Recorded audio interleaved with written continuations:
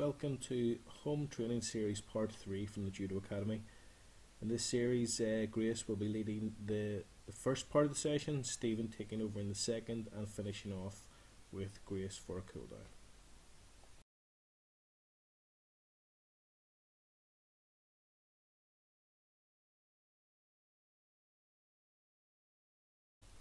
The first exercise is toe touches. I recommend doing 10 right and 10 left.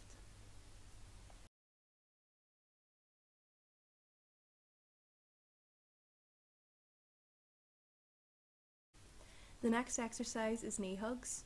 If you feel more confident doing this, go up onto your toes, but if not, you can stay flat-footed. I recommend doing 10 to each side as well.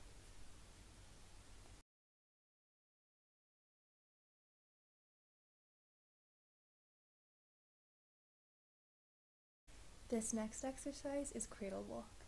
Again, I would recommend doing 10 to the right side and 10 to the left side. Make sure you take your time and only go to your own extent so you don't damage your knees.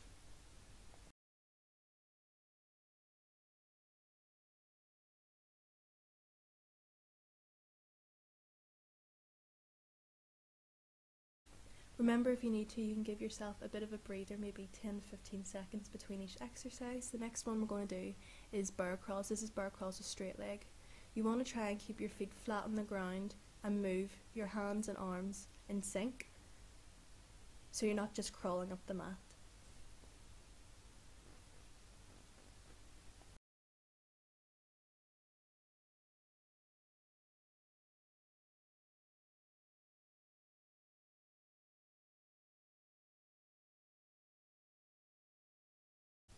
This next exercise is bar crawl, only it's with bent legs. You should try and keep your knees 90 degrees to the floor. If you have a bit of space in your living room or your garden, try doing a few laps just up and down.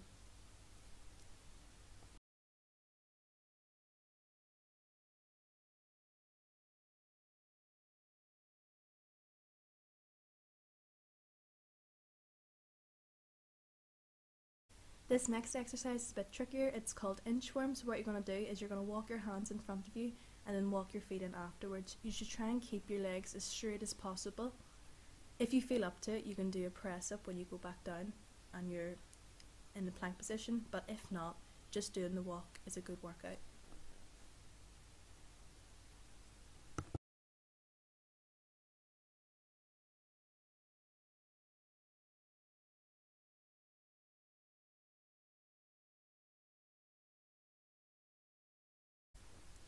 This next exercise is called squat mobility. So what you're going to do is you're going to have your legs straight and touch your toes, come into your squat and move your hands up into the air. Try and keep them beside your ears and push all the way up. You're going to keep doing this. I recommend doing this about 20 times maybe before moving on to the next exercise.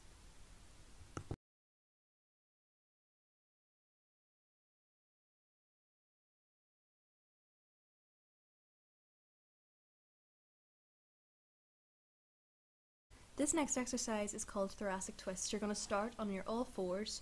You're going to take your arm and follow it through and then bring it as far back as possible, looking towards your hand as you do so.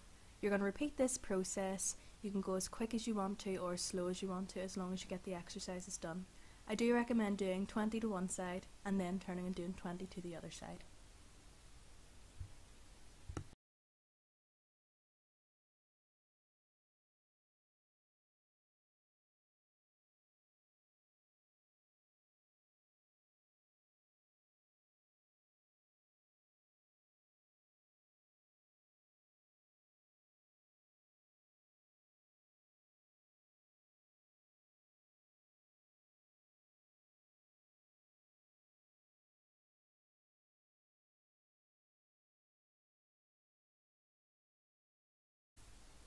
This is called the glute bridge.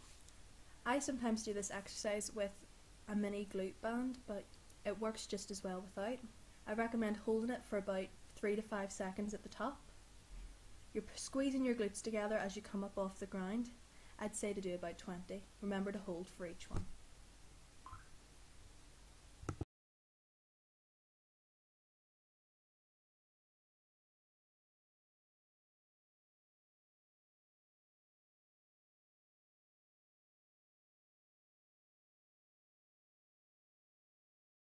This last warm-up exercise is called ankle rotations.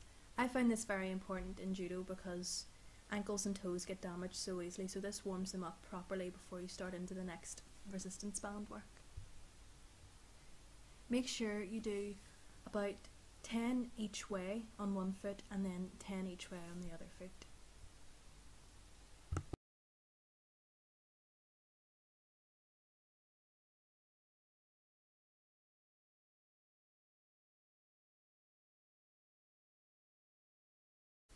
That was the end of the warm-up. Now we're going to move to lead coach Stephen for the resistance band work. For part 2, you will need your resistance band or your judo belt. It will involve some resistance band drills and some visualization drills.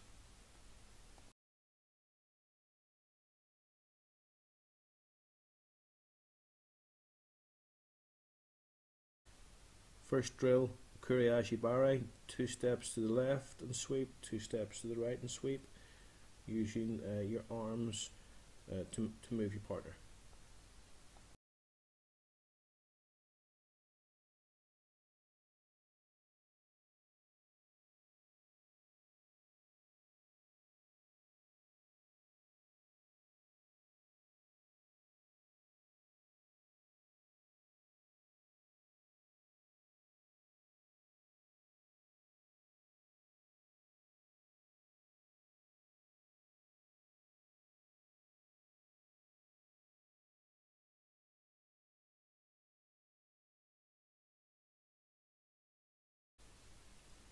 Second drill, step back, sugiashi movement and sweep with ko chigari to the right, step back, sweep with ko chigari to the left. Make sure you keep the band nice and taut, concentrate on what your arms are doing in the technique.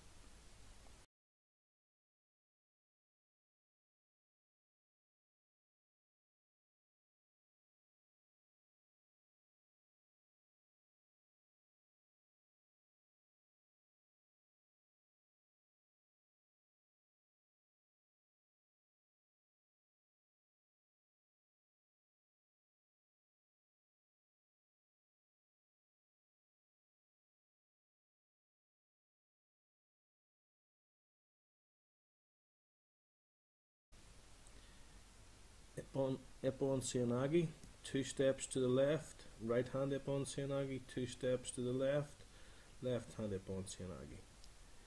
This is a development on from home training series part 2, where we just done some static uchikomi.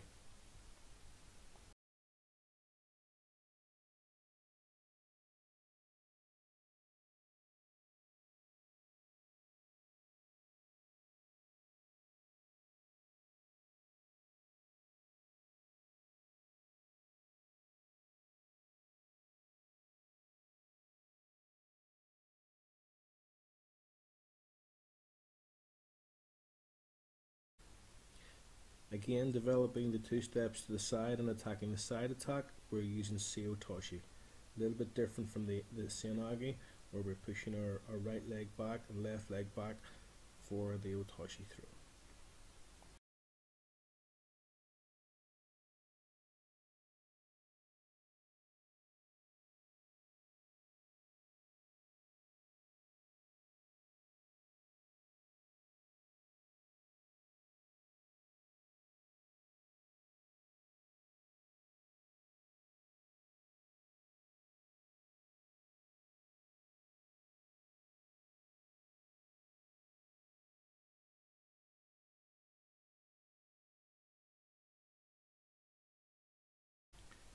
Moving on to haragoshi at right hand side and haragoshi at left hand side. Try and keep the balance as you're moving, balancing on one leg for haragoshi or uchimata.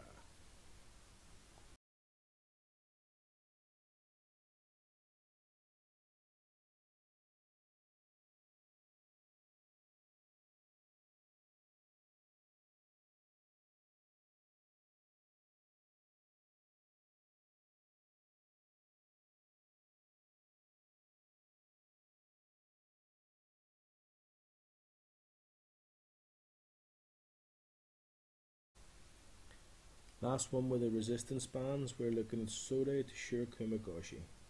Okay, one hand high, one hand low, one hand pushing forward, the other hand pulling the band across your tummy.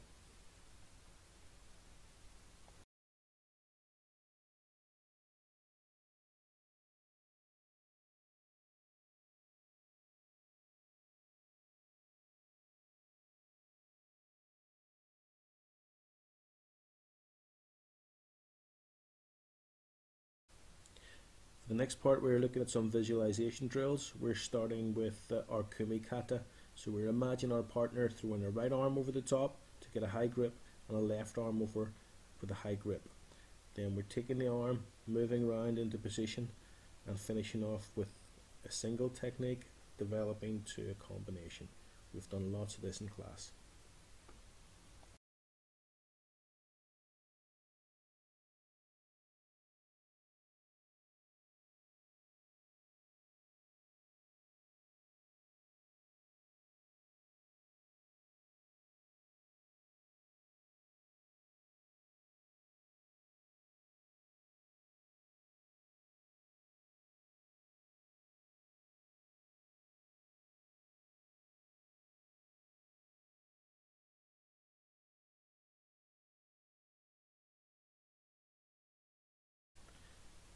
On this set, we're visualizing blocking the arm coming over the top, taking the collar grip, moving our partner around into position, squaring them up for the next throw.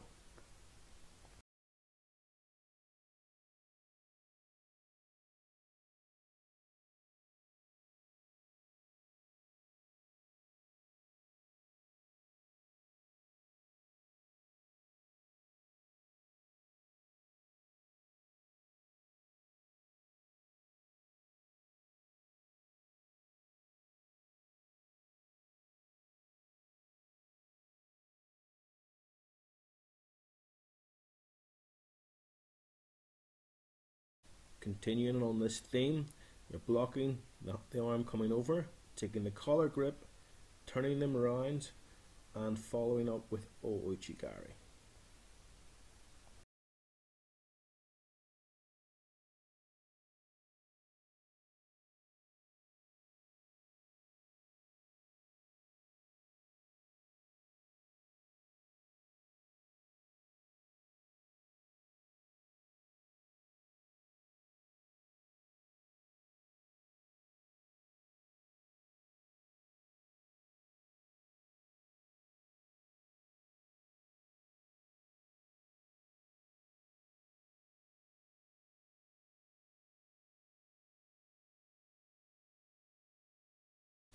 Similar idea in the next drill, moving them round and following up with a forward technique, looking at haragoshi or uchimata.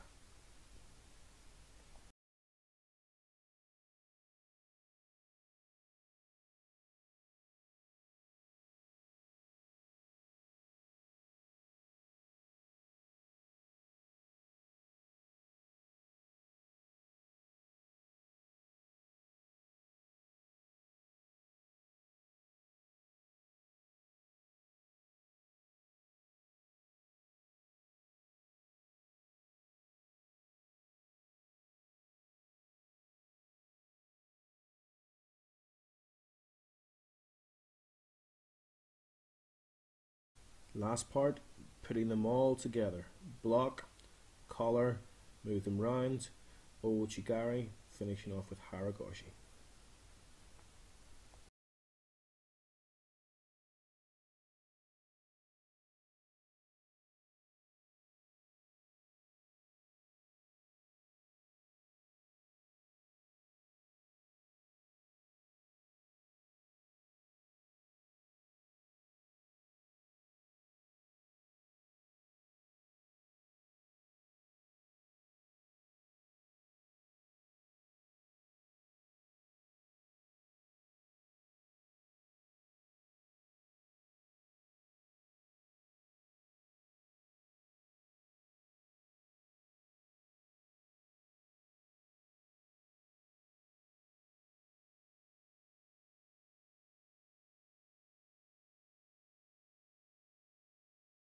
Hi again, this last section is your cool down stretching section. These are exercises you will have seen in the judo classes.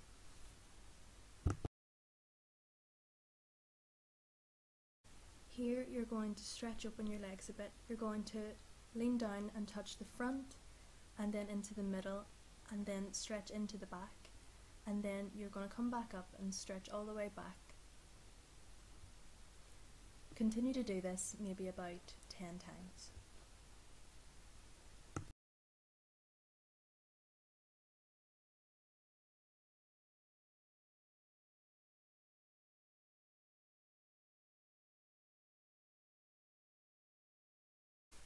Here's the side lunges. If you have sore knees like I do, you may either want to give this one a miss or only come down so far.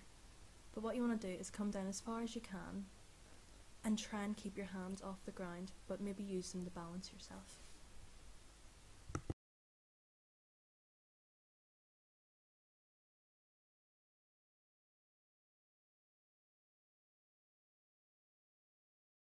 This exercise I've learned whilst doing a lot of yoga during quarantine. It's called the pigeon stretch. You're going to put one leg out in front of you and try and keep it at a 90-degree angle if possible. If not, just bring it as far as you can. The other leg should be outstretched behind you and you're going to push your weight towards the front leg. Then you're going to come and swap and do it again, only with the other leg.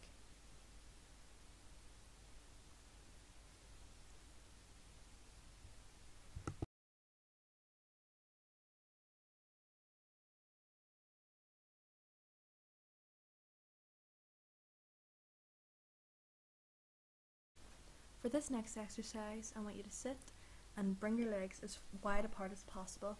You're going to stretch and try and put your head onto your knee on one side, and then pulse into a straddle at the front, and then go to the other side.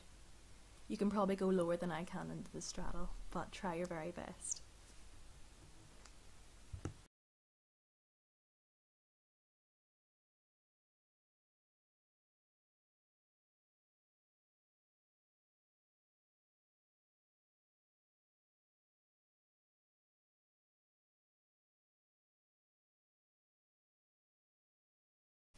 This next exercise is cobra pose, and we're going to join it with child's pose. So you're going to push up with your hands and then push back into child's pose, stretching as far forward as you can to get that stretch in your back, and then back forward and push up into cobra again.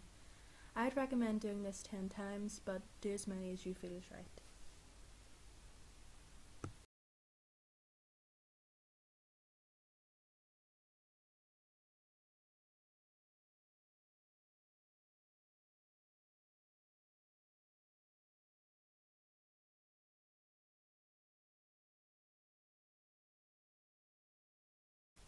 This exercise is seated chest expansion. You're going to try and sit with your legs crossed and your back as straight as possible. You want to bring your arms behind you and move them up as far as you can. Don't hurt yourself while doing this though. Feel comfortable whilst doing it. You're going to move your hands up and down, and I'd say do this about 20 times before moving on to the next exercise. We're going to move into some more arm stretches. So you're going to place your hand on your elbow and pull as far as you feel comfortable, and the same on the other side. I'd say do this about 5 times on each side.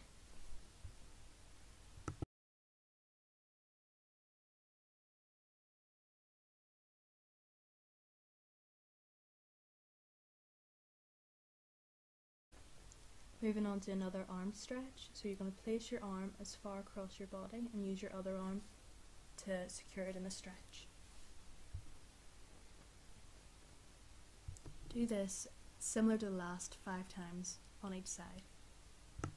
I'd like to give a big thank you to Mary Hunter for showing and helping us perfect all these exercises, as well as Jason Lear for showing us all the resources to create these remote learning videos for you.